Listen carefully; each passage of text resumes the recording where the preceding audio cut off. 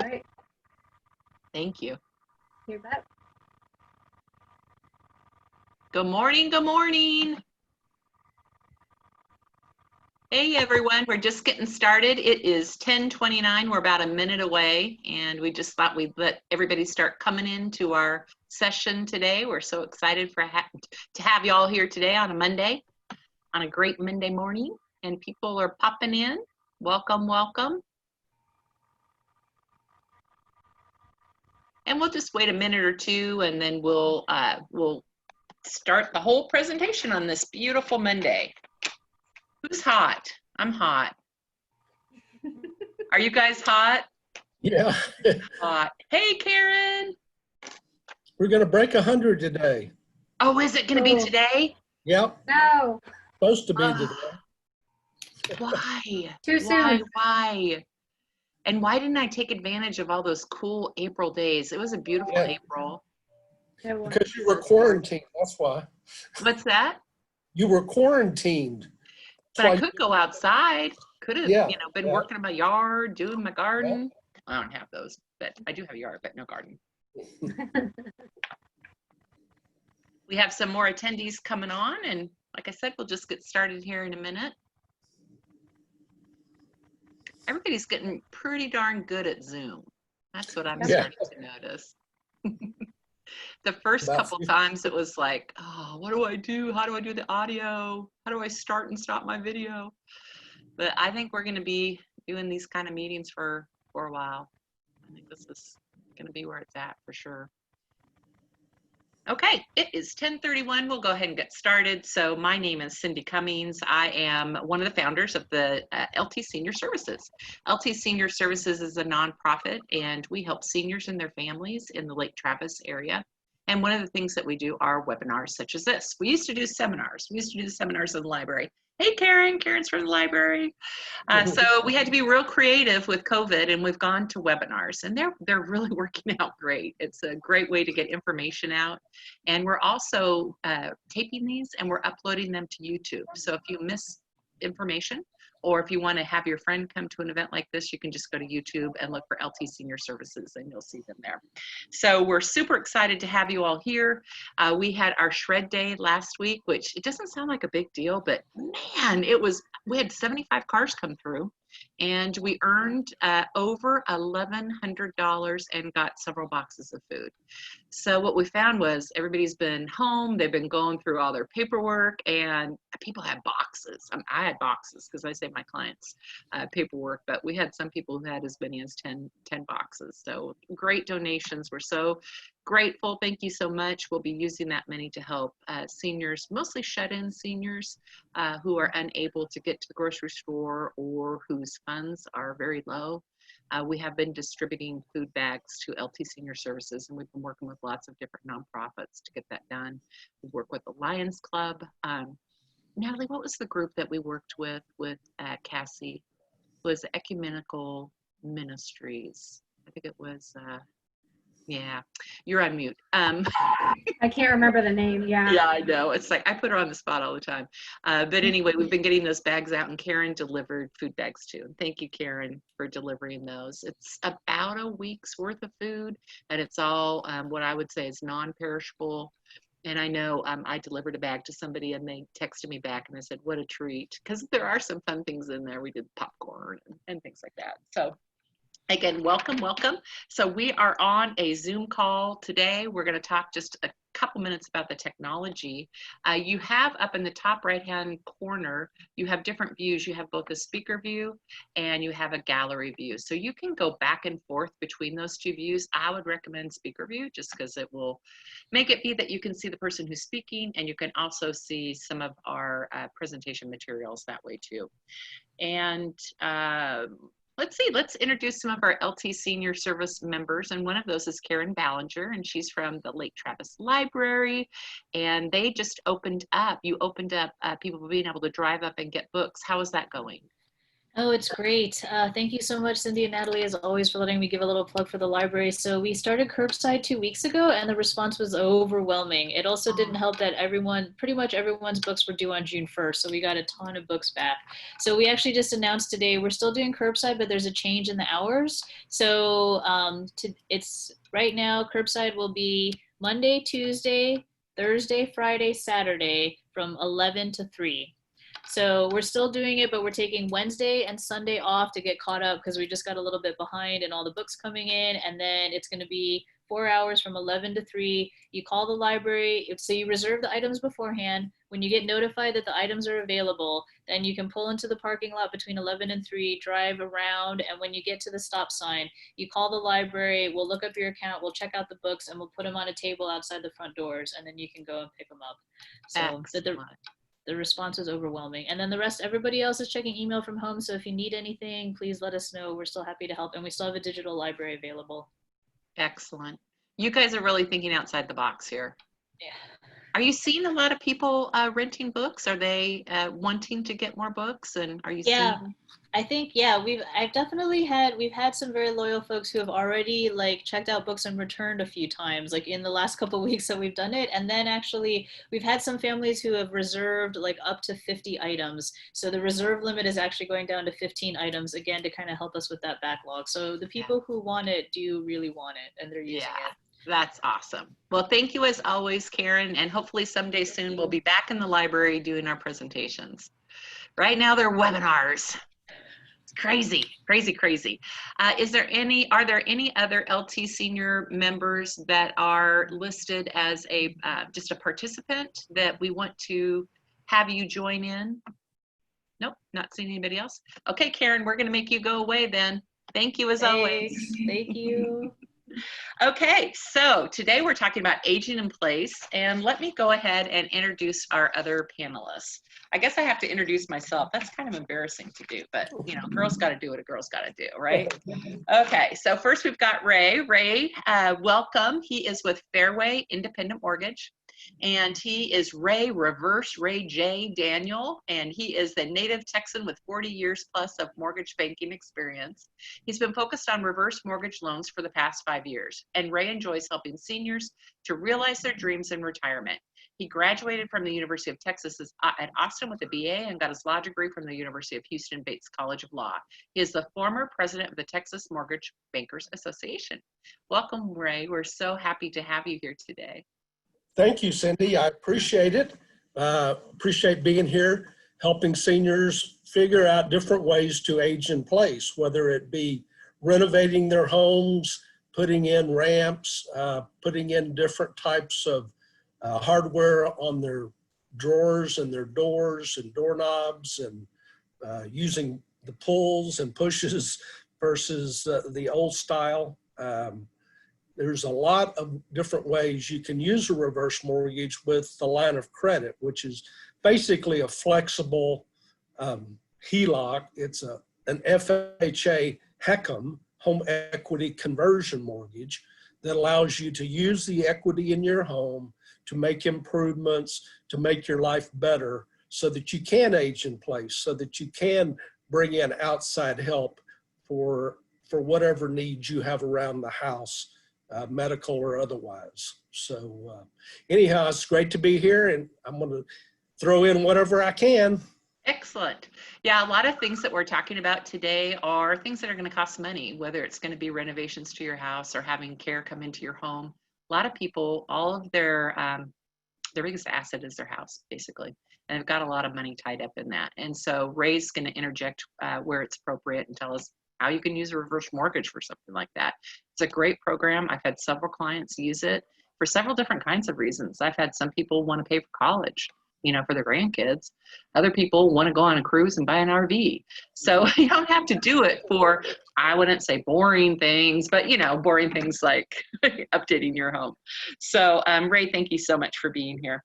Julie is a care manager, and she's with Accountable Aging, and she's spent the last 16 years working with seniors and their families, helping them navigate the healthcare system. She really is, I would say you're kind of like a project manager in a lot of ways, because you're going to talk to the family, figure out what the needs are for the person and for the family, and then help them implement plans. So to me, it's very project manager oriented. The great thing about Julie and her background is she graduated from Sam Houston State University with a bachelor's degree in sociology, and she completed her master's of healthcare administration at Texas State University. She's a native too. We've got 2 natives. I'm an Oregonian. Are you still going to let me be on the call? Yes. Yep, we like I married a ducks. Texan. Those Texans have to come home. So that's all I got to say. But she was introduced to healthcare when she served as a patient advocate at MD Anderson Center in Houston. With the desire to return to Austin, the bulk of Julie's experience has been in Austin's senior living market. She has worked in senior living, independent living, assisted living, memory care, and skilled nursing, both in operations and sales. Julie's passion for helping families connect with resources stems from her own family need for such help. Her grandmother's battled Alzheimer's disease for 10+ years, which highlighted the necessity for coordinated care from a holistic perspective. When not working, Julie enjoys spending time with her husband and 2 young, rambunctious boys, which you've been able to spend a lot of time with lately. They got to go back to daycare today. Oh, I don't even know what to do with myself. It's I know it's loud, isn't it? Mm. I mean, slamming doors and toys that shrill and, Yes, well, you did it, Mom. I did it. So I guess I'm supposed to introduce myself. I'm going to just try to do it real quick here. So my name is Cyndi Cummings, and I am part of the Cummings Home Team. I specialize in helping older adults, those 55+, senior citizens, and their caregiver families navigate the unique challenges that face boomers and seniors when they contemplate a late in life move.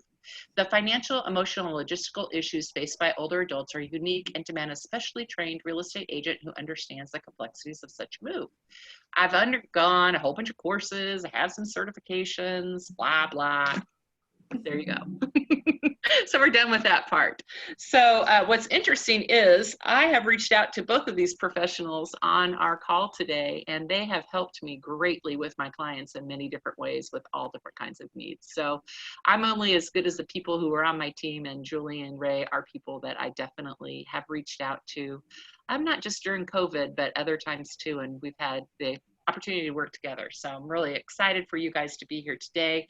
Our topic is aging in place. So I have some slides. Let me go ahead and pull them up.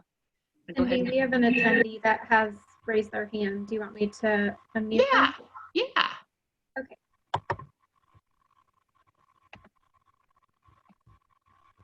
So who has a question? It's Suzy McCoy. Oh, hey, Suzy. And can you guys see my screen? You can. Awesome, it's working, even though it's Monday. I love it. Okay, so staying put and aging in place. This is a presentation that I had the opportunity to do with Amy Temperley, and we did this presentation up at Georgetown at their event. It's called Vibrant Living. And I'm not sure if they had their event this year or not, but we presented last year. And so I thought I'd just go through these slides, and then we're going to ask for some input from our panelists. So staying put and aging in place, let me go ahead and aging in place definition. So this is the ability to live in one's own home and community safely, independently, and comfortably, regardless of age, income, or ability. So that's what aging in place is. In my research, and I've done this particular talk, oh my gosh, probably 10 times or so. In my research, what I've found is that people don't really know that they're preparing to age in place when they're making changes to their home, or making changes with the way they're living, or making changes with people who come in to help them. They don't really tie that to the term aging in place. So I just find that kind of interesting that they don't think that they're doing it to age in place. But these are some of the considerations when you're thinking about aging in place. One of them is socialization, activities and purpose. Transportation is huge. when I'm meeting with a client and they're saying they need to move from their home into senior living, it's a lot of times it's because they can't drive. And so if you can't get to the store and get groceries and, you know, just figure out how to do life without driving, it can be overwhelming. So a lot of people at that point make a choice to make a move from their regular home. The next is home safety and modifications. Next is physician kinds of services, and then assistance with daily living. So those are some of the things that you should consider. So one of the first things to think about if you do want to age in place is the socialization. And what we have learned is social isolation is as bad for your health as smoking 1/2 pack of cigarettes a day. So what we know is people need to get out and have some kind of activities either brought into the home or get out themselves. And Julie, do you have any comments or any feedback about the social isolation and some ideas that you might have for people who need to keep their, you know, keep up that portion of their living so that they have a healthy life? Sure. There's actually a lot of really creative ways to stay connected with people, even while we're trying to shelter in place, and maybe keep that safe distance with all things going on right now. So Aging is Cool with Amy Temperley, that group is awesome. And they actually will now also do home visits. I don't know if they're doing them now with COVID, but once things settle down, most people are doing things online. So I know they have a very robust online program where people can log in and watch either exercise classes, do a brain game, things like that. Family Elder Care also has a tele-connect service. It is depending upon income levels, it's free for some, and then otherwise the fee is very nominal, but it's actually a phone system. So if someone isn't quite as savvy to be able to log on and do something virtually over the internet, they'll actually call and play different games over the phone, and you're really connecting with people from all over as well. But Austin is great about making sure that these resources are available to folks of all income levels. There are certainly some more expensive options, like hiring a private caregiver to come in and go for a walk or you know, do something more one-on-one engaging. So lots of options. It's so important though. It really is. I think those are two groups that I was going to mention too. And I think Family Elder Care might have said that you don't have to pay a fee right now. I think I had gone to their website, but it's so cheap anyway. It's extremely inexpensive. It's actually a really nice gift if you know somebody, because what we find, the people who come to our events are, it's not necessarily for them, it's for their neighbors or their family or whatever, but it would be a good thing to buy for them. You know, it's just inexpensive. I think it's $15 if anything. So, and the same for Aging is Cool. If you go to Aging is Cool, they have a monthly subscription now for some of their programs too, and it's quite inexpensive too. But you might think about buying that as a gift for a senior, a neighbor, or a loved one. So thanks for joining in on that. So the social part is really important. We want to look at our physical, cognitive, mental, socialization, and purpose and meaning. There's lots of different things that you need to think about to grow your life. And these different activity groups that we talked about could help you with some of those. They're doing dancing on Aging is Cool. You know, they do all different kinds of fun things. So it's real important to have a balance of those kinds of activities too. And this is just another example of classes in fitness, and there's faith-based congregation, other interest groups. If you're good on the computer, if you go to, is it Eventbrite or which one? I think it's Eventbrite, and you can put in there dogs, or you can put in hiking, and then it'll tell you all the different events that are coming up. So that could be another, if you're good on the computer doing that. And we have community and home-based volunteering, meetups. Oh yeah, that's the meetups too, and Aging is Cool. So those are just some other ideas for socialization. Transportation, as I mentioned before, is really critical for people to be able to age in place. If they can't get out and get their dry cleaning, get things done, it's really hard to remain living in home. Although things like Instacart, which we've all kind of perfected, I had never used Instacart before, that definitely helps. I mean, if you can get food into the home using a product like Instacart, I have lots of friends who are ordering food for their family, for their elders, and then the food is delivered to the elders. So even if the elder can't get online to Instacart or someplace like that, if you can just work with them and just have the food delivered directly.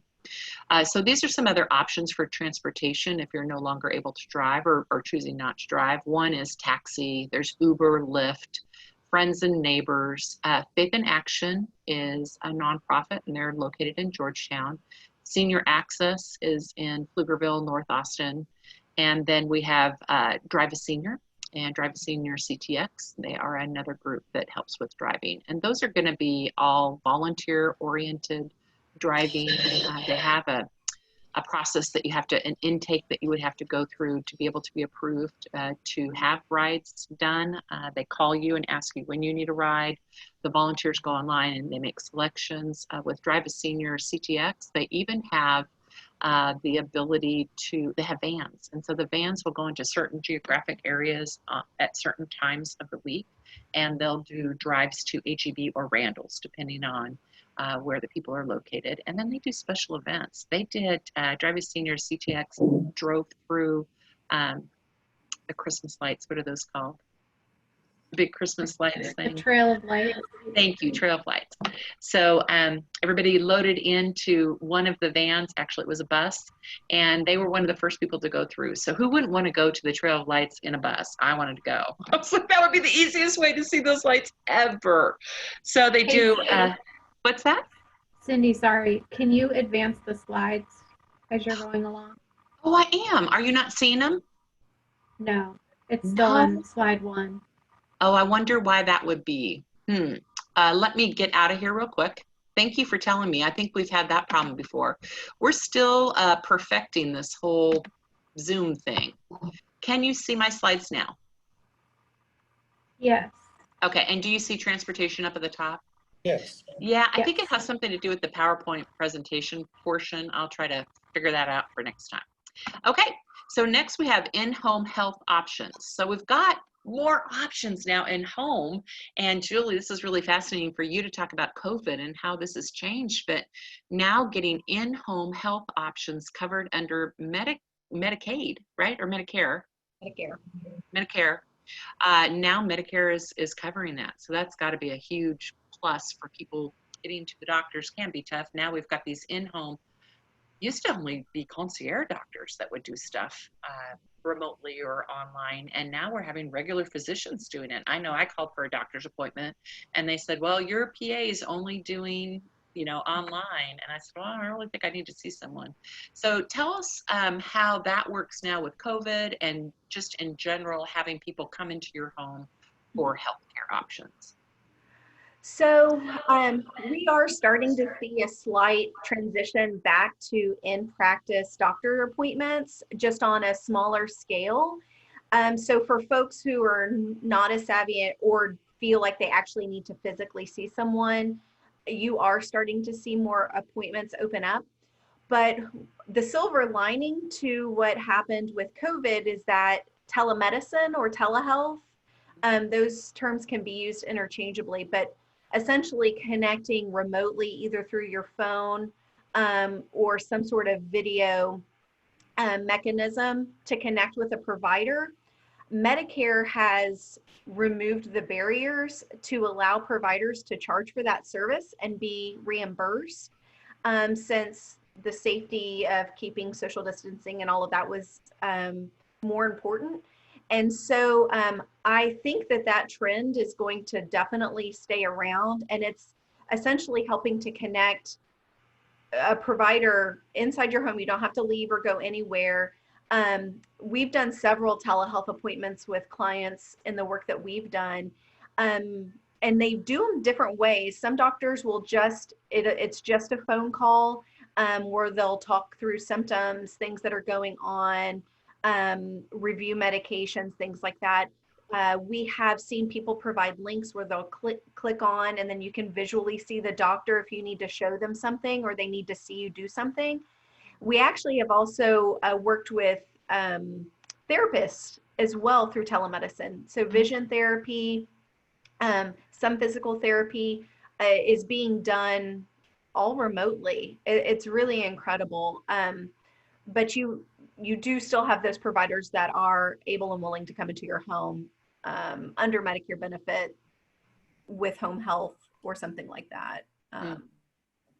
Yeah, I think we have to look at what silver linings there were. And I know in my real estate business, there's lots of things that you had to do that now people are more flexible about. And Ray, you probably see that in lending too. You know, before they'd say, no, you can't do it that way. I mean, we've had people do drive-by appraisals of homes. They don't even go in the home. I was going to say that's been the biggest thing, is that FHA has even allowed drive-by appraisals and top appraisals where the seniors didn't want outsiders coming into their home. Absolutely. Something that definitely is still in vogue for at least a couple more months. So. Interesting. Julie, on the in-home physicians and the concierge, do you feel like the technology is the thing that makes it hard? I feel like it's hard for some people because they may not have an iPad, or they may not have the ability to figure out how to do it, you know, just because it hurts our head, all this new stuff. Do you think that's one of the biggest barriers, is having the technology and understanding it? Or do you think it's still on the physician side and how they do things? I would say specifically for older adults, depending upon the age group, the technology, physicians will send links. If they've never received something that's secure, because almost every platform that physicians are using are going to be secure platforms to protect privacy. And so sometimes those will get lost in junk mail, or the link will have something weird where maybe their internet doesn't support it as well, things like that. So there definitely have been some challenges. Depending upon the provider, we've seen a lot of flexibility in using the virtual, where you can see each other, versus telephonic. So they're still making the appointments happen. It's just the comfort level and understanding up front what that person on the other line is going to be able to do. The technology has been around for a long time. It's the reimbursement is finally there to be able to use it. Right. So once people get comfortable and you get through that little learning curve, it can flow rather easily. Do you, when you do those calls, do you have to be on something other than your phone, or could you be on your phone? On your phone. Okay. So we don't need to encourage people to go buy an iPad and figure it out and do all that right now. Not necessarily. It also depends on the way that who they're seeing, what type of provider it is, and just what their comfort level is. Having an iPad, a computer, or something is going to be beneficial if you feel comfortable using it, but it's not critical to be able to talk to a doctor. If they need to see something, though, they either need to have a smartphone where you can do some sort of FaceTime, but that does get a little bit more challenging, because if you have two different phone services, like an Android, Samsung, something like that, versus an iPhone, they don't always connect. So there's a little work ahead of time before an appointment to make sure things are going to be cohesive. Well, I'm so sorry. Services like ours can help with that as well. So we'll go in and preemptively help make sure that people are set up in the right way. Or if they don't have the technology, we can bring the technology in and make sure that they have it to help them connect. Perfect. So that's one of the services that y'all can provide. The library, Lake Travis Library, they have technology help. They have volunteers who help with technology. They'll help you with your iPad, your phone. You can call. I guess when it opens back up, you can go on the days that they have technology help too, and reach out to us. I mean, I would go to the library first if I wanted to be able to do something technology wise that I was having trouble with. So that would be my first choice. Okay, so I'm just going to slide on through personal attendant services. We've got private pay or Medicaid, and typically the personal attendant services are going to be helping with what we call daily tasks, ADLs. They are bathing, dressing, grooming, cooking, shopping, housekeeping, and laundry.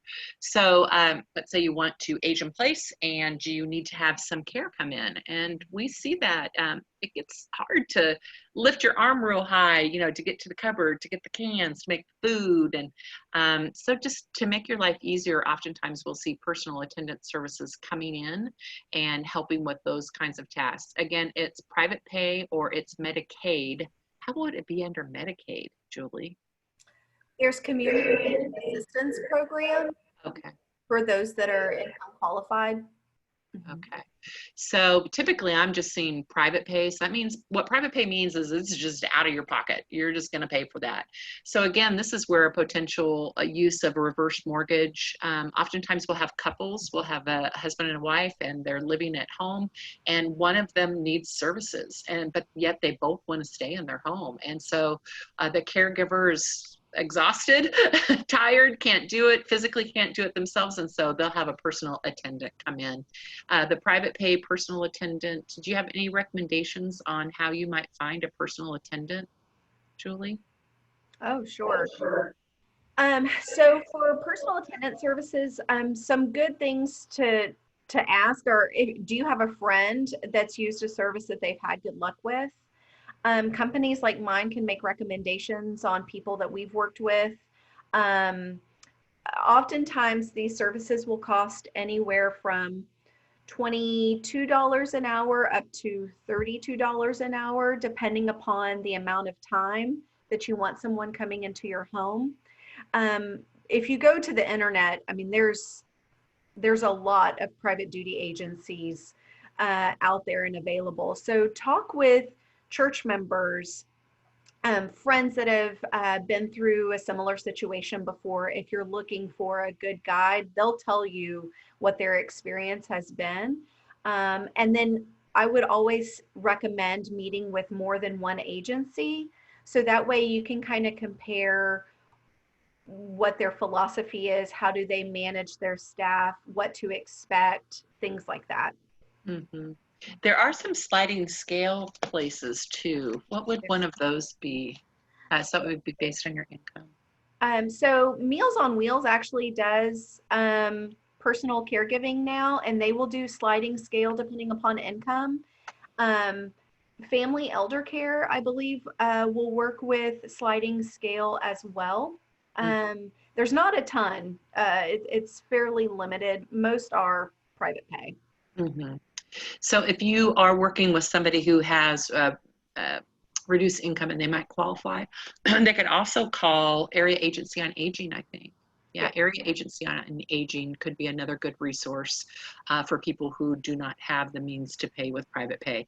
But I guess this is a good segue, Ray, to talk about this. I know for me, there's kind of a break-even point. You know, you start having attendants coming in, you're paying for all of this care, and you get to this point where it's just less expensive to go ahead and move to a senior living community because the cost gets high at $22 an hour, you know, if you think about that cost. So we're thinking about costs for care coming into the home and or for enhancements. How does somebody do a reverse mortgage to be able to stay in the home to pay for this kind of care? Sure.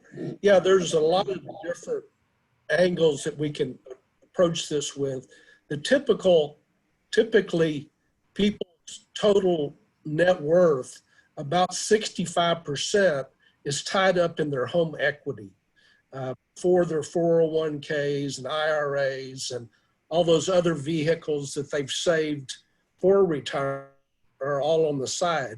The beauty of using a reverse mortgage is, number one, all the money is tax-free, being able to take it out, as opposed to IRAs where it's ordinary income when you take it out.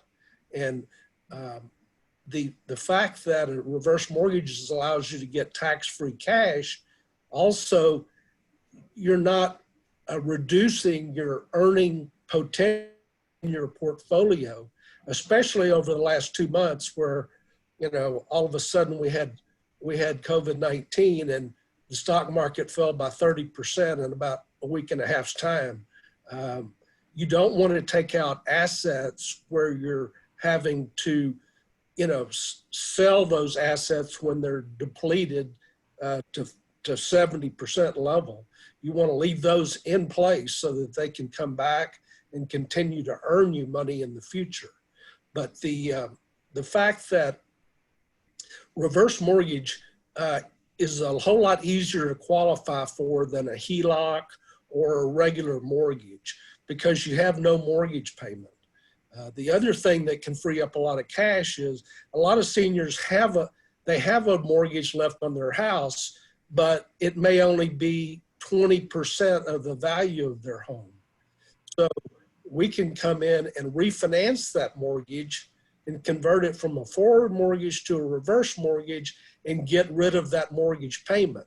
So that's that much more cash flow to be able to pay for that $32 an hour that you're paying somebody to come in and help you out.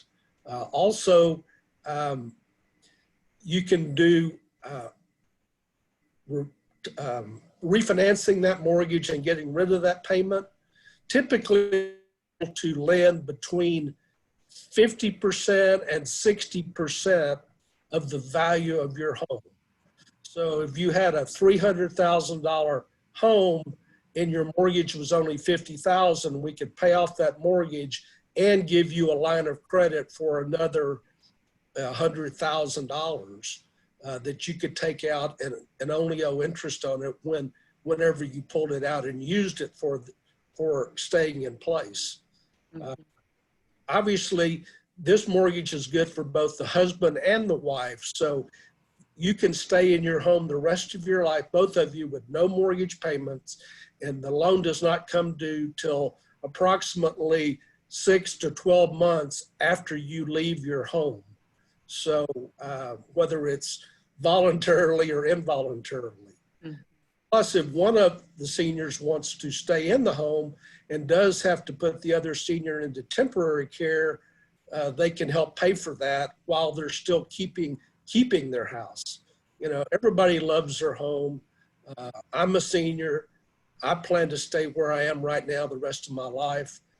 So, you know, I think with COVID-19, we learned a lot about senior care and that it may not be all that it's cracked up to be. So, you know, we just need to be careful as to, you know, how we go about living out and aging in place. So what you're saying is, and it's interesting to me, is that you could pay off the old loan and then you could give them a line of credit in that they could just write a check, you know, for whatever they want.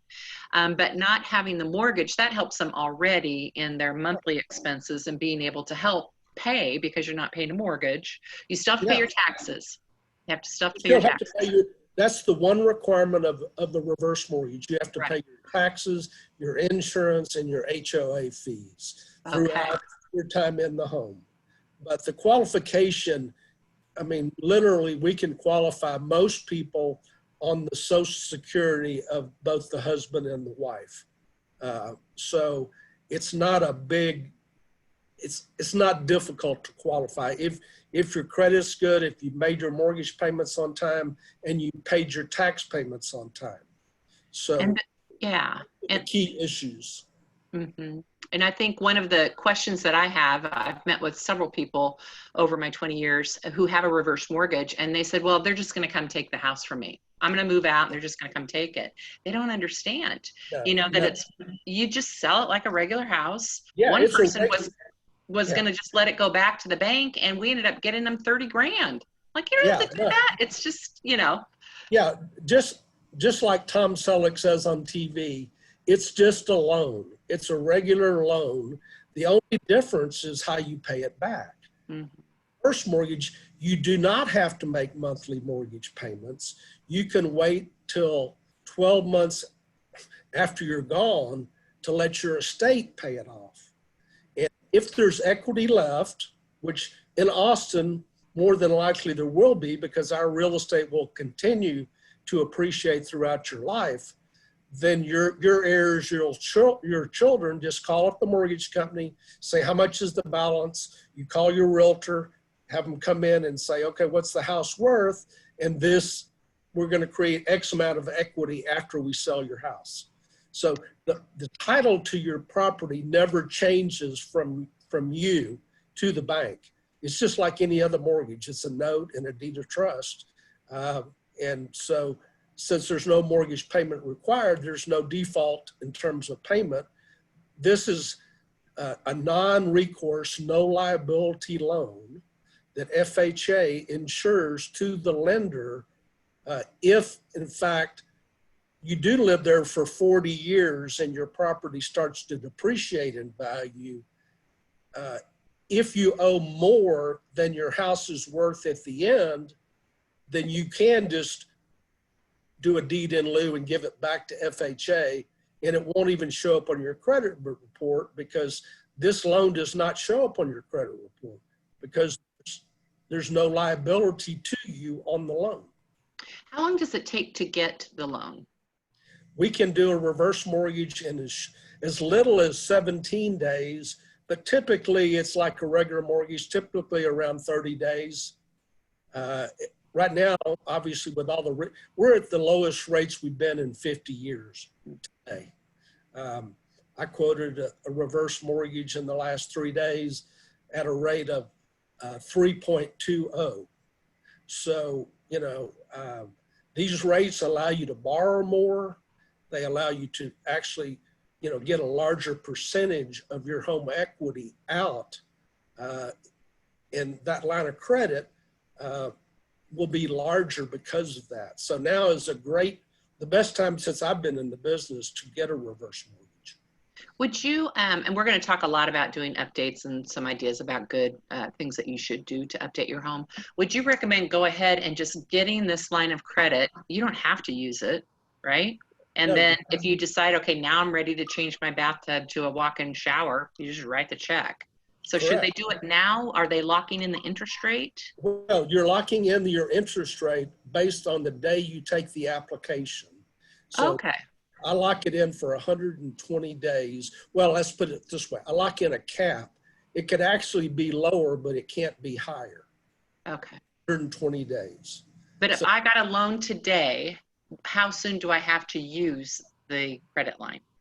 Oh, you don't ever have to use the credit line. So it could just sit there. I could just kind of do Here's preemptive the planning. beauty of this. The real beauty of this loan from a portfolio and financial planning standpoint is that that line of credit grows each year. Let's say it started at 100,000.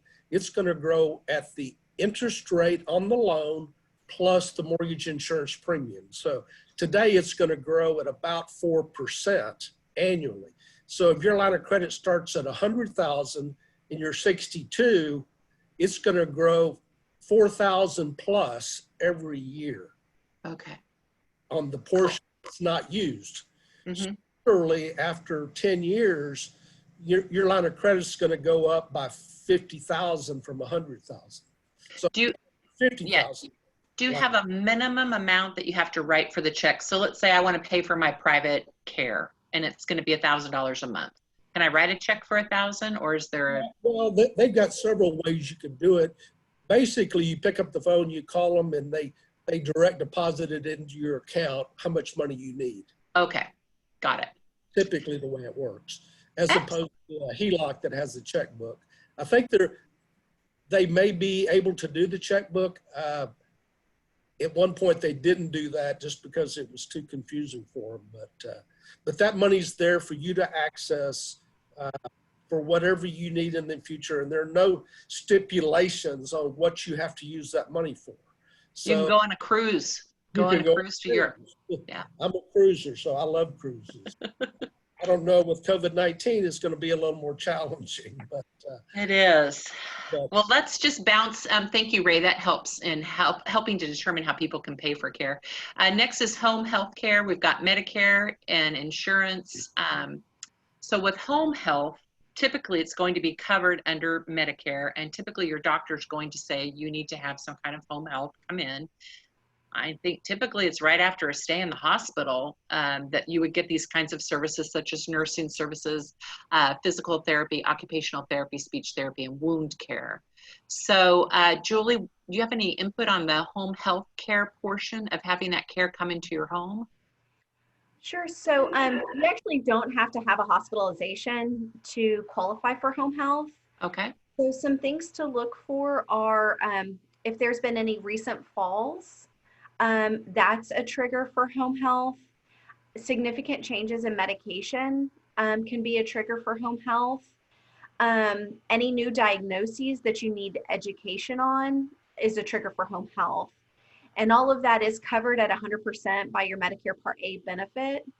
It doesn't last indefinitely, and usually it includes therapies and then a weekly nursing visit by an RN or an LVN to come in and check and do education with the client. But it's a great benefit. You don't have to have it post-hospitalization. And it does require a doctor's order though, in order for it to be initiated because it is covered by Medicare. So Medicare, good.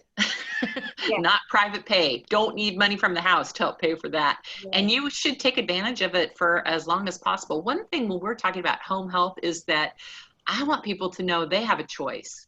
So although their doctor may suggest, and that's probably somebody they have a relationship with, and it's probably the best place to go to, if it's not working out, you can choose somebody different, right? Absolutely. Absolutely. Yeah. You always have personal choice when it comes to home health companies. So you don't have to go with who is recommended by your physician if you don't have a good relationship with them after they get started, for sure. But it's the same with private duty agencies. I would interview more than one to see who felt like the right fit. And then also home healths tend to be a little, same with private duty companies as well. They tend to be kind of geographically oriented as well as diagnoses oriented. Some really do very well with Parkinson's. Some focus much more on orthopedics. So it depends on, what you're initiating home health services for.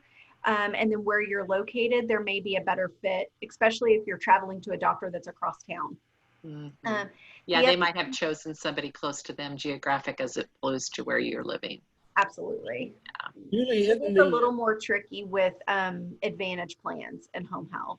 So isn't it fairly short term though? It's not a long-term type care situation because long-term care is not covered by correct. Nope. They're 60-day periods of care, and then they can recertify if there is still a need after that period, but it's not designed for long-term treatment, only in like very rare circumstances. Julie, your company can actually help with this, and I've referred, to your group before, where somebody was a family member, their elder, their insurance was going to be cut off, basically. That in-home health was going to be cut off for hospice or something like that, or they were going to be released from the hospital sooner than they wanted to. And your group can help by working with those medical professionals to make sure that you're doing the right thing with the patient. So basically, you all sit down, you meet with them, and if you can, I guess, make a case for that person staying longer, isn't that kind of one of the best reasons to hire you guys? I would say yes, but there's a lot of silos in healthcare. And so it's nice to have that advocate to ask those questions that you may either not know to ask, not feel comfortable asking, because at the end of the day, you're advocating for your loved one or yourself. And so it's nice to have that third party that knows the lingo, they have contacts, and they can advocate for what is right, and then also bridge the gaps. So maybe after a discharge from the hospital, maybe you need to stop at a subacute versus going home with home health. Just really taking the time to understand all of your options is super important, because there are a lot of opportunities for resources under your Medicare benefit, but there's also a time that you may need to tap into some private resources like private duty and home care, and we can help you balance what that may look like. So You really are an advocate for the patient. And I'm sure some organizations might get a little nervous when you walk into those meetings that they have. They're like, shoot, they know what they're doing. They know that we should have done that other exercise or whatever. But no, you've helped many of my clients. We appreciate that. Hospice care. So that's going to be covered under Medicare, insurance, private pay, and nonprofit, and provides palliative care and end-of-life care. And you must have 6 months to live. Must have 6 months to live? Oh, maybe on the palliative. a diagnosis of no more than 6 months of life Okay. in order for Medicare to pay for hospice. Okay, yeah. Nursing services, pain control, social work, chaplain, volunteers, personal care. These are just some of the things you get with hospice care. Again, what we're talking about today is aging in place. If it comes to a point where you have health issues that people are telling you, you need to go here or you need to go there to, help you with the end of life, just know that you can stay home and that you can have this hospice care come in. I've seen clients go on hospice care and come off. You probably have too, Julie. Absolutely. So it looked like it was bad and then it turned out okay. But there's something about hospice that people feel that it's so final and that it's not hopeful. And hospice has got to be one of the most beautiful programs that are available. And it's normally free is what I've seen.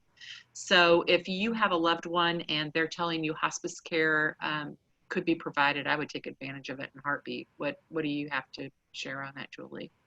I could not agree with you more. It's a misunderstood concept. We have seen people on hospice for longer than 6 months.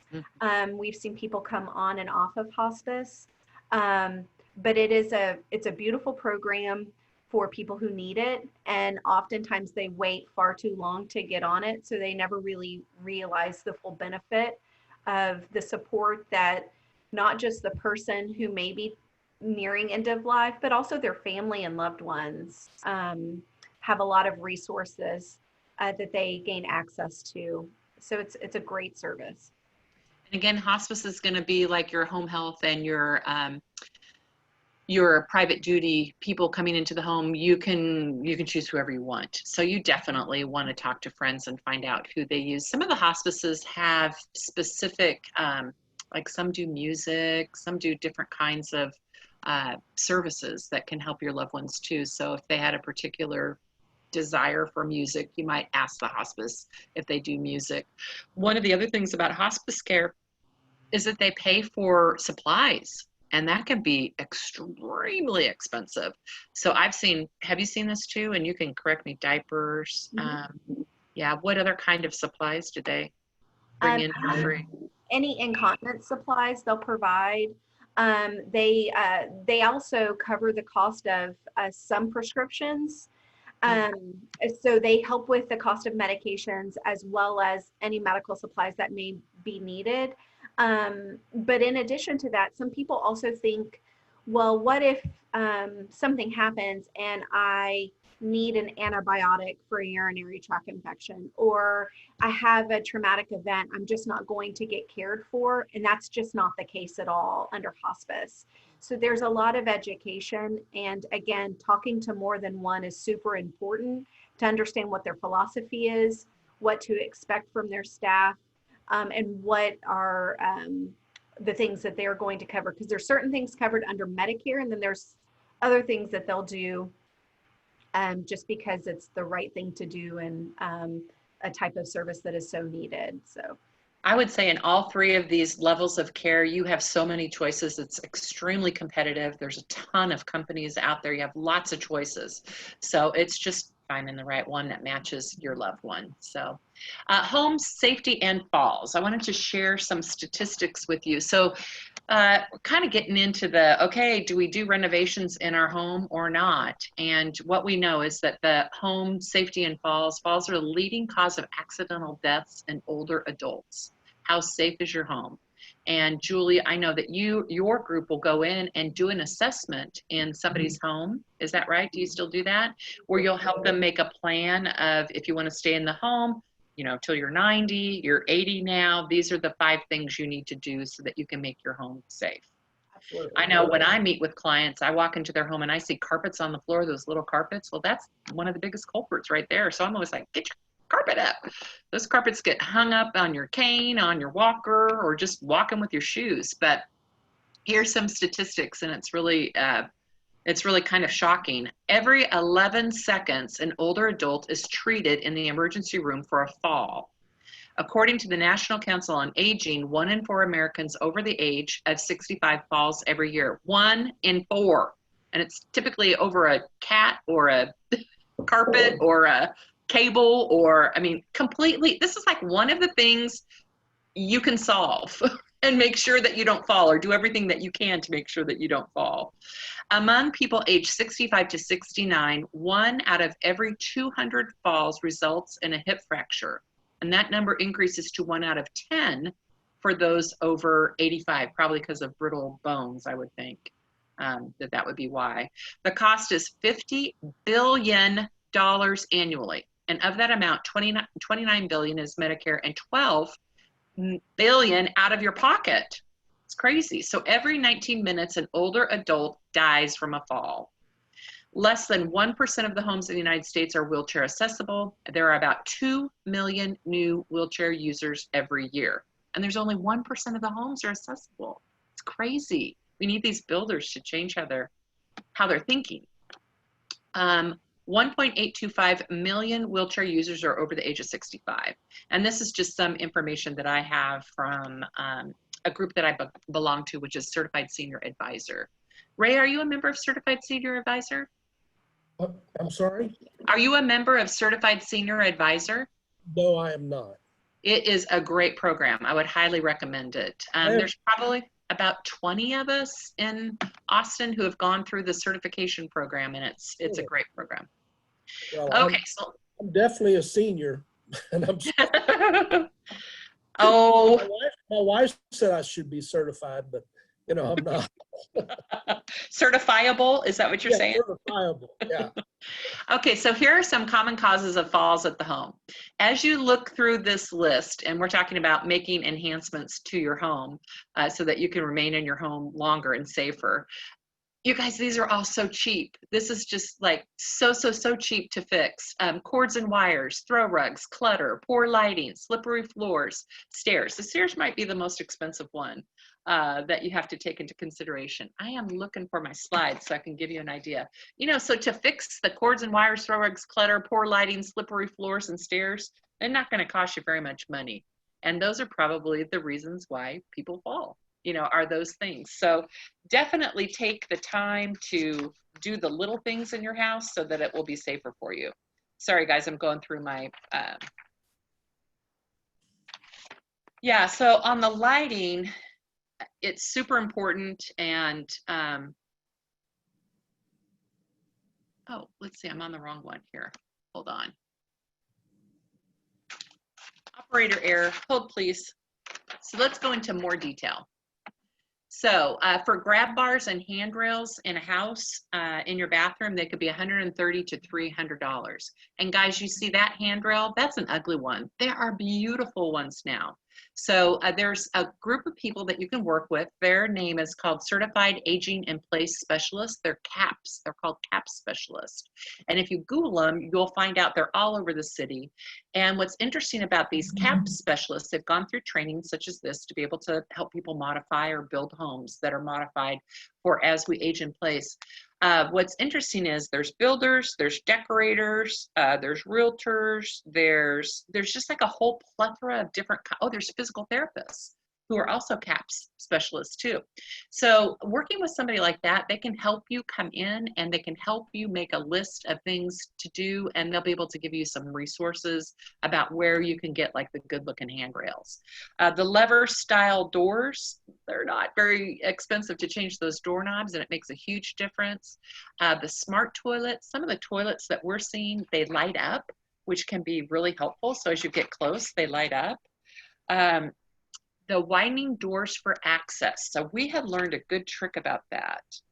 One of the tricks was, so let's say now you have a wheelchair, you have a walker and your doors are just a little off, or that darn door doesn't open just enough, there's actually a hinge that you can put on the door that will make it open just a little bit wider. So if you just are needing like 2 more inches or just something to get in the door, you can change that hinge. And if you look at the hinges on the doors, that can be a great, example of doing something without having to actually take off the door and widen it, because any of these things that you have to do after the fact is always going to be more expensive than if you built a home. If you were going to build a home, make your doors wider. The other thing about wider doors, if you're going to look at a home in the future, have a home built, some of the communities that are senior-oriented communities, for example, Taylor Morrison, they're going to have doors that are wider because they've already taken all this into consideration. You don't have to do anything custom with them because it's a 55 plus senior living community and they know that they need the doors to be wider. Induction cooktop. So this was kind of a cool idea to do the induction cooktop, and I wanted to find the price for it. So the price of the cooktop, I'm looking on here, it's more than a regular cooktop, but your biggest expense is going to be that you need to have different kinds of pots and pans for it. You need induction pots and pans. But induction cooktop is an excellent thing to add because everybody would love it. Even if you have small children, you don't want them to be able to put their hand on the cooktop and get burnt. And that's what this induction basically does, is it helps you that it only starts cooking when you put the item on the cooktop. So it's a very safe, if you leave your cooktop on, anybody leave their cooktop on? I do. And who knows, a paper towel could go over and, get on it and it could start a fire. So these induction cooktops are very, very safe. A walk-in shower or a tub, and those are really going to vary by how much they're going to be. As a realtor, I have people say, I'm concerned about taking out my master bath and putting in a walk-in shower. And I don't want a house that doesn't have a tub. All I want is one tub. I just need one tub somewhere in the house. It's much more acceptable now to not have a bath in the master bathroom. So if you wanted to have a walk-in shower, and they can be done so beautifully, you can just Google, and again, you can talk to the CAPS experts. They're gorgeous. I mean, they do not look like they're out of a hospital or, something that's not nice looking. So if you want to take the room from where your bathtub is and do a beautiful walk-in, I've even had people who want to have it go like so, where you can go in and out, of it, because that could be easier with the walker than having to back up. It's not a problem doing that now, in my opinion. I think a lot of people of all ages really appreciate a beautiful walk-in. But you need a tub, and you need a tub for grandkids or your own kids or your dog. So for resale, if you don't have a tub anywhere in the house, it could be an issue. So if you do that enhancement, just make sure that it's not your only tub. Move master bedroom to first floor. I meet with people. This is probably the second reason why people feel like they need to sell their home, and that is it's just hard going up and down the stairs. They don't want to carry things, or they've fallen down the stairs already once and they don't want to do it again. It's just a safety thing. So moving the master bedroom to the first floor, we go through a whole conversation about the benefit of doing that. And for me, if it makes sense to do it, I would absolutely do it 100 times over, because not only are people who are older like a master on the main, almost every age group likes to have their master on the main, unless you've got a view. If you've got a view of the lake and you got to be upstairs, then that's another thing. So when we talk about moving that master bedroom to the first floor, we talk about the room that you might take over for that master bedroom, and typically it's going to be the formal dining. If you've got a formal dining, most people aren't using it, and so that's a likely place for you to have your master bedroom. You need to have a bathroom though. So if you can't have a bathroom, if you don't already have a half bath or a full bath, then if you can't have a full bath on the main, I don't know that I'd go through the effort of doing that, because I feel like you need to have both of them. And you can have those, you can have the stair, what are those things? The stair devices that go up the stairs, and that can be a good alternative. But again, I think for safety and for other reasons, a lot of people think about moving when their master bedroom's upstairs. They just get to the point where it's just not safe. So you can get those lifts though, and the lifts can take you up. It's about $12,000 for an elevator. That can vary. But I think elevators, we're probably going to start seeing more and more elevators, because I think with our terrain, particularly, our terrain makes it be that we have several master bedrooms upstairs. So having some kind of elevator, I think, is something to consider. And again, people love that. I've only sold one home with the elevator in it. They had an indoor pool. It was down in the basement. It was super cool. Okay, so these are just some of the home modifications to consider. And so here's kind of the who, what, where of it. Who, these are the different people that you could talk to before you do a home modification. CAPS is a certified aging in place specialist. I would definitely work with them. I just think they're going to save you so much time. The geriatric case manager, and that's Julie. That's exactly what she does. The what is make short-term and long-term plan, and then the when is before you or your loved one has an incident. So we're going to go into another report that we have, and I really think this report will be interesting to you. So let me unshare this. And while I'm doing that, guys, if you have any comments that you want to interject based on what you've seen so far, please do. And I'm going to get that other document up. Cyndi, do you want me to send out the poll? Yes, please. Thank you. Perfect timing. Yeah, I was just going to interject. I don't know whether this is the right place, but you can also do a reverse mortgage to upsize or downsize your home.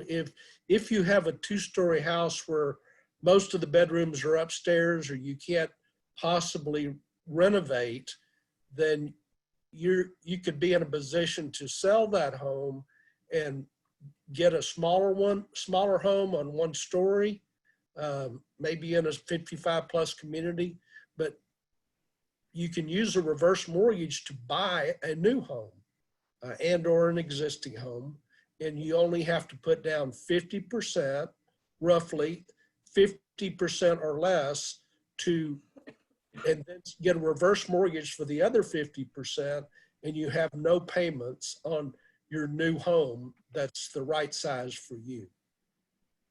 Yeah, and that's fairly new to Texas. Texas was one of the last states to be able to use the product to purchase a home. Yeah, And it just got enacted in 2009. So it's been around a little over 10 years. oh, wow. Okay, so what changed? I felt like a year or two ago something changed in Texas. Well, they're constantly making improvements to the program, and that's why reverse mortgages are also a topic that's very misunderstood, with millions of myths about the program. A lot of those were back in the old days, before we put in all the protections for seniors. So you just need to ask me about them, because they're so flexible and can do so many more things now than they used to be able to do. For me, when I meet with someone and we're talking about doing renovation, we always look at, okay, am I over renovating for this home? Am I going to be pricing myself out of this neighborhood? Am I, we have to look at all of that.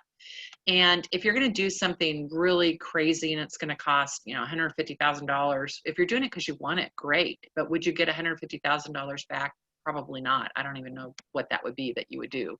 But you do have to be aware of, am I overdoing for my neighborhood? And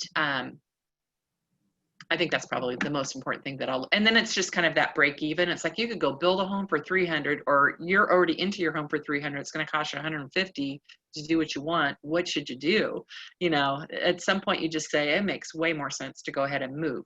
But people like their neighbors, they like being close to their doctors and everything else. But we talk through that whole thing. The other thing people will ask me, and that's why I'm glad I have this report, is, should I wait to do it? And I'm like, no, just make a plan. Either hire Julie, have her come in to give you a plan, work with the CAPS people or whatever, and just kind of tick away at the job, because you don't want to be in a situation that you have to have that bedroom on the main floor when you already are kind of anticipating. Let's say, for example, my husband had Parkinson's and our bedrooms were upstairs. I'm going to start planning now, even though we're, in our 50s, doesn't matter. It's only going to get worse. It's not going to get better. And going up those stairs is not going to be a good thing. So, so here's our poll. Do you guys see the poll or no? It says host is sharing the poll. So would you like to have the presentations mailed to you? And we've got yeses and nos, so we'll go ahead and send that out. This particular report is 2017 Aging in Place report, and it was done by an adjunct professor at Notre Dame School of Architecture. So I think this is a really great report to review. And I'm just going to kind of scroll through this, and I'll send this to anybody who wants. But I had already mentioned to you before that people are doing this work, but they're not really calling it aging in place. They're just like, well, I got to just get this done. But in fact, they're preparing the home to age in place. What they did was they went out to different people in different age groups and asked them insight about how they're preparing their home for aging in place. And so we're going to look at the charts here.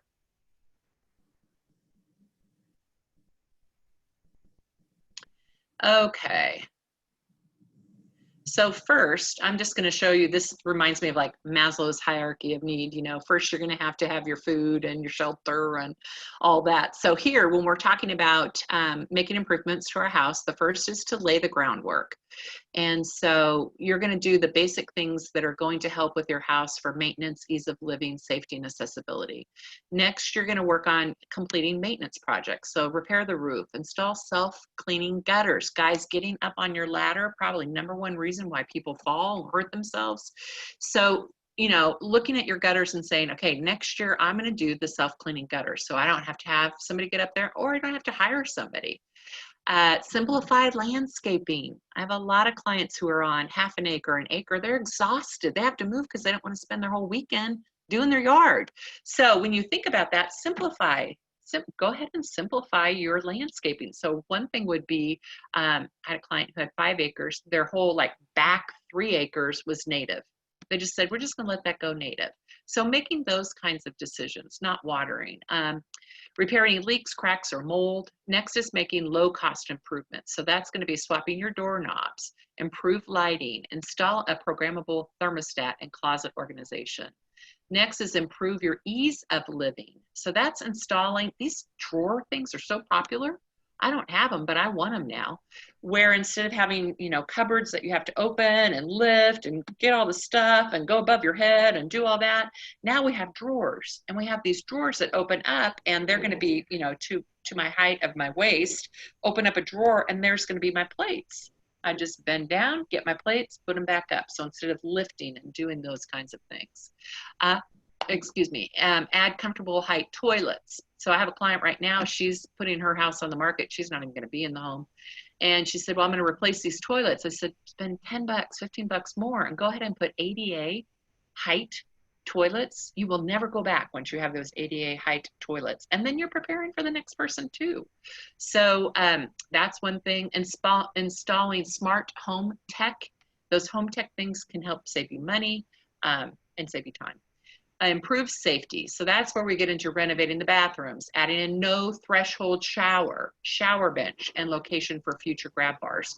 So when you're doing these renovations in your shower, you want to make sure that you have the proper blocking and the things inside the wall so that you'll be able to put the grab bars on safely. So those are things that you maybe wouldn't be thinking about unless you were working with an expert or doing research to know that you need to have special bracing to put those grab bars on.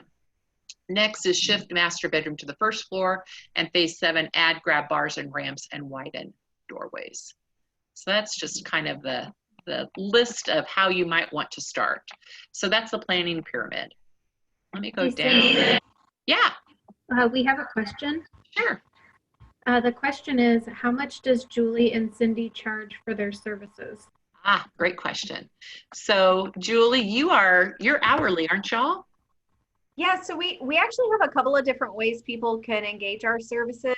One is kind of your traditional care management services. It's an hourly rate, and we bill at 15-minute increments, and that's $150 an hour. And then we also do 2 other things that I think may be of interest to people on the webinar. We do a one-time consult as well. So for people who are perfectly capable and able, they just need that roadmap, we can do a one-time consult for folks, and that's a flat rate of $300. And then we also do a program called contingency care. And so that's really for people who are still able-bodied, want to make decisions, but just want to get prepared and have a safety net in case something changes. And that's a kind of a yearly program. So it includes an assessment and then quarterly visits to make sure we're staying on top of things. And that's $2,000 a year. So again, and that's just billed at quarterly increments. So for people who are trying to avoid a crisis situation and have a team behind them should something change, and it really also takes the burden off of families as well. So we have a couple of different ways you can engage our services, but y'all are, I can provide Cyndi my contact information, my cell phone as well. If anybody has any specific questions, I'm happy to help. Thank you.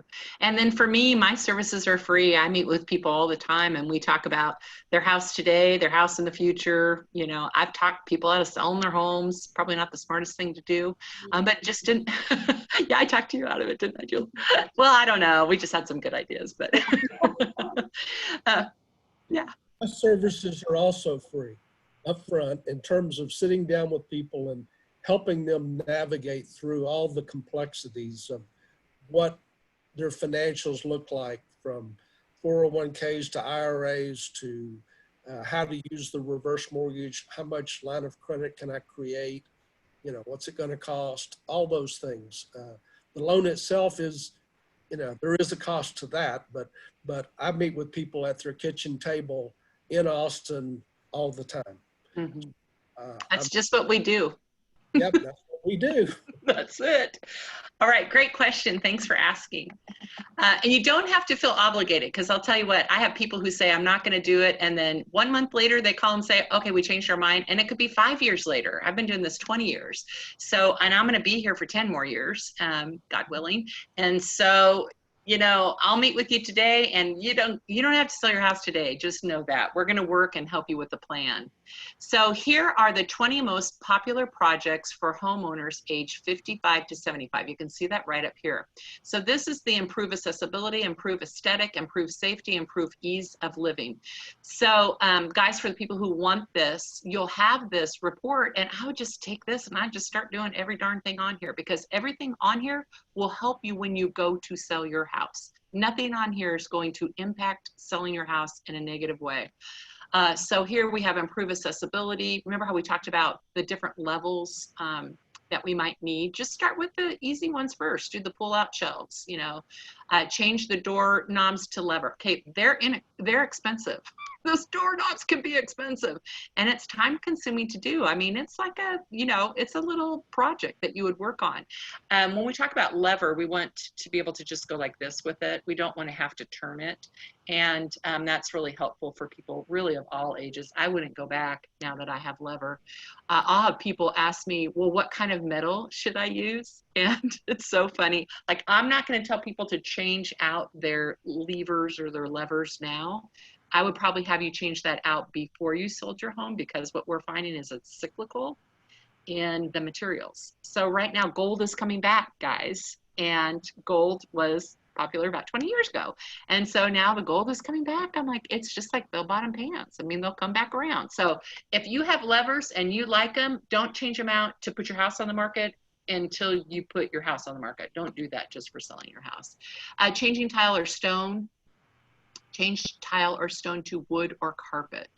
I think it probably means the inverse of that. It's probably because what we don't want is carpet. Nobody wants carpet. Any age group. Everybody's like, I don't want the allergies. I've got pets. They make messes. What's really popular right now, and I had a client who just did this for a rental, is that laminate wood. It looks like, not laminate. What kind of material is that, Julie? They have them in all the senior living communities. It's vinyl, wood vinyl, and they look like planks, and they're wide planks. My clients just did this in a rental. They had tile. They put the vinyl over the tile, which is amazing, because that's the biggest expense of taking out the tile in your house, and it's messy and it's dirty. So, but that could change too. But if you want vinyl, go for it. I say whatever you want, you go ahead and do, preferably not pink, preferably not, you know, green. Just do something that's kind of neutral. But people always ask me, you know, should I do it now or before I put it on the market? Well, Are you going to enjoy it today? If you're going to enjoy it today and it's going to help your life and then you're not going to trip and fall or whatever it would be, do it now. It breaks my heart when people go through this huge remodel and they put the house on the market. Why'd you do that? I had one client we helped getting their whole house ready to put on the market. And we had to go from top to bottom. We had experts in there getting everything done. And as soon as it was done, she decided to not sell. So I've only had one person. And once we did the remodel, she's like, why would I want to move? I go, I don't know. It's a pretty cool house. I think you should stay. Install smart fire detective system. If you're going to do something like this or the security system, I would call your insurance agent and ask if there's any discount if you have those things, and find out what their stipulation might be on installing those kinds of things. Just one quick call or email your agent and say, hey, I'm thinking about adding this. Can I get a discount? If so, what kind of features do I need to have in that enhancement? Smart thermostat. I just put one in. Oh my gosh, we love it because we can be on our phone and we can just change the temperature. If you were taking care of a loved one and they had a smart thermostat, you could go in and see how hot it is, and you could adjust it for them too. So that's pretty cool. Voice activation devices. Install comfort height toilets. I would do this all day long. Install grab bars in the bathroom. If you don't need the grab bar, I'm not sure that I would put the grab bar in, but if I was doing a renovation, I would make sure that I have, like I said, the innards that would make it be that you could put the grab bars on there safely. Install new cabinets and countertops. Wow, new cabinets.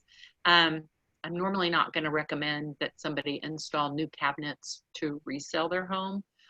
But these new pull-out shelves are super popular. So if somebody were to ask me, I wouldn't say take out all your cabinets unless they were terrible, but I would recommend putting in the pull-out.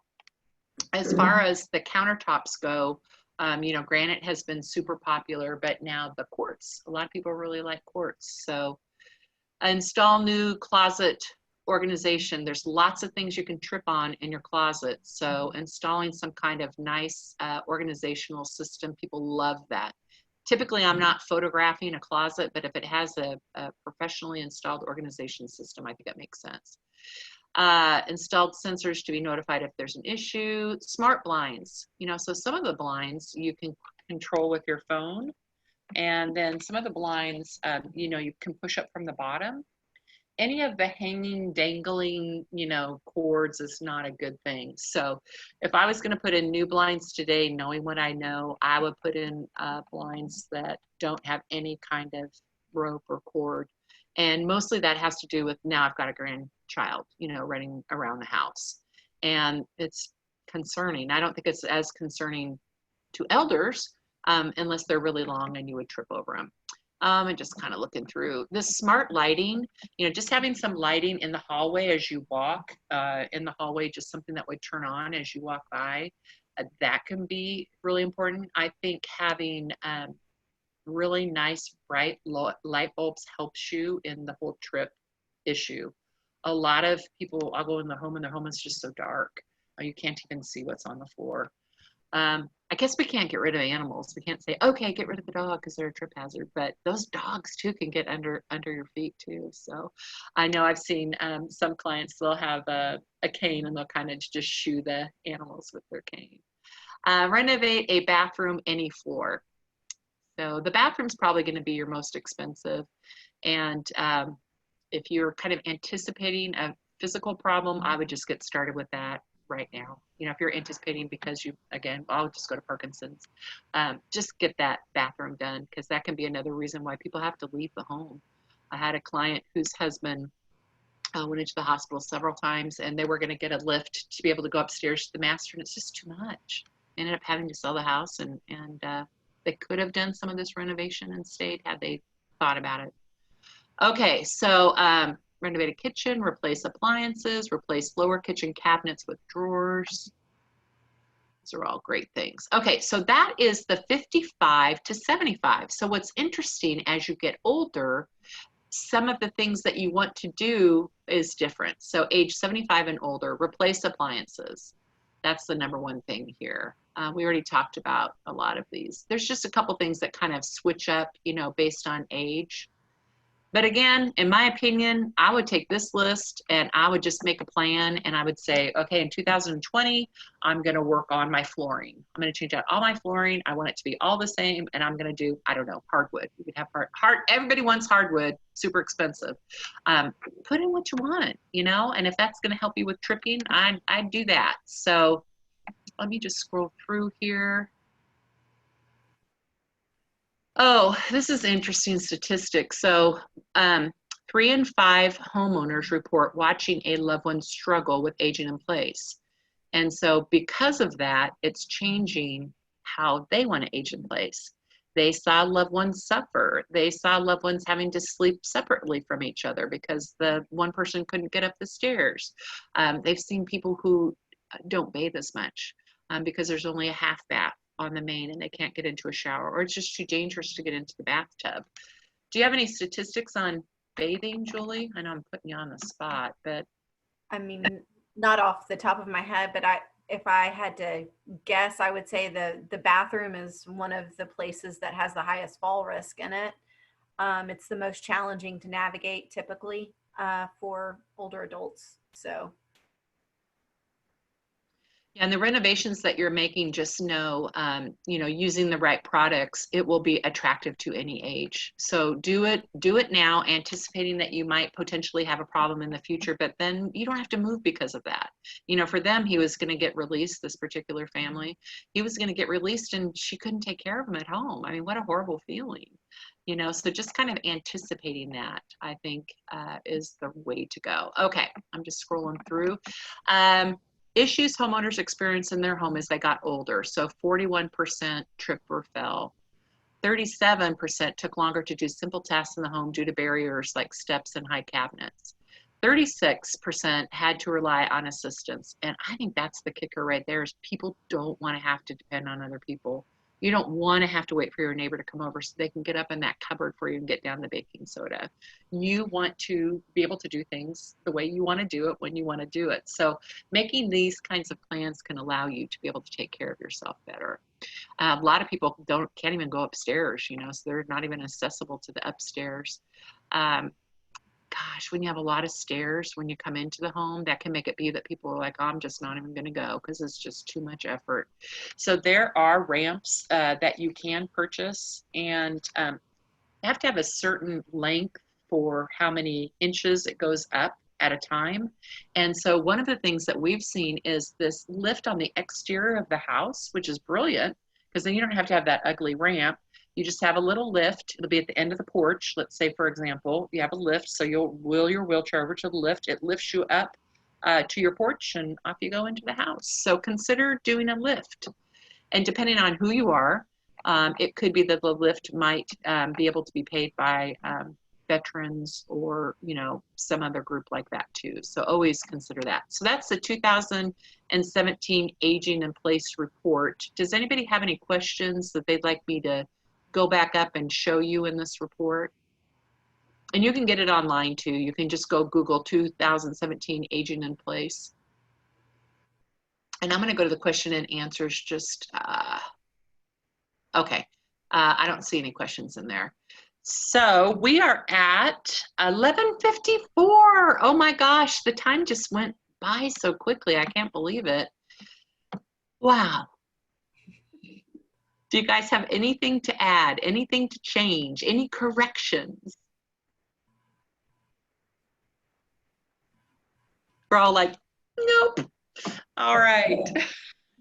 The only thing is just don't wait till you're in a crisis. That's I feel it. like that's often when we get called. Yes. Things have already gone to a certain point.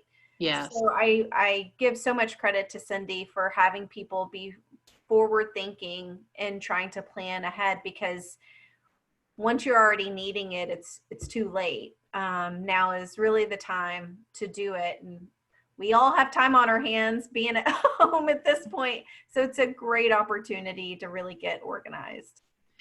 So I have a pool friend, a pool company, and he said his phone is just ringing off the hook because everybody's like, okay, well, can't go anywhere, so let's go ahead and build a pool and enjoy our house. So you're right, it is a good time. Ray, what do you want to say?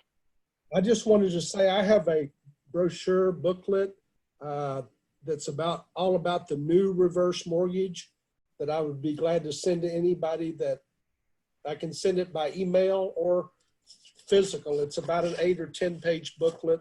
Oh, wow. All your questions about reverse mortgages, how to use them. It's put out by Fairway Independent Mortgage, and that's we're the second largest independent reverse mortgage provider in the country. So Fairway, we're in all 50 states, so I can help people even if they're going from Texas to another place, or if they're moving to Texas from out of state, I can help them as well. Excellent. Do you mind emailing that to me? We asked people if they wanted handouts, and if you send it to me, I'll send it to them. Okay, that's what I was going to say, contact you. So Yeah, great. I will send it to you. Excellent. Julie, do you have a flyer or anything you want to send me? And we'll include that for people who wanted more information. Yeah. Thank you guys so much. It was great seeing y'all. Thanks for all the people who are on the call today. Okay. Hopefully you learn some new stuff. I know I always do. Thanks, everybody. We'll see you next week. Thank you, Cyndi. Thanks. All right. Bye. Bye-bye.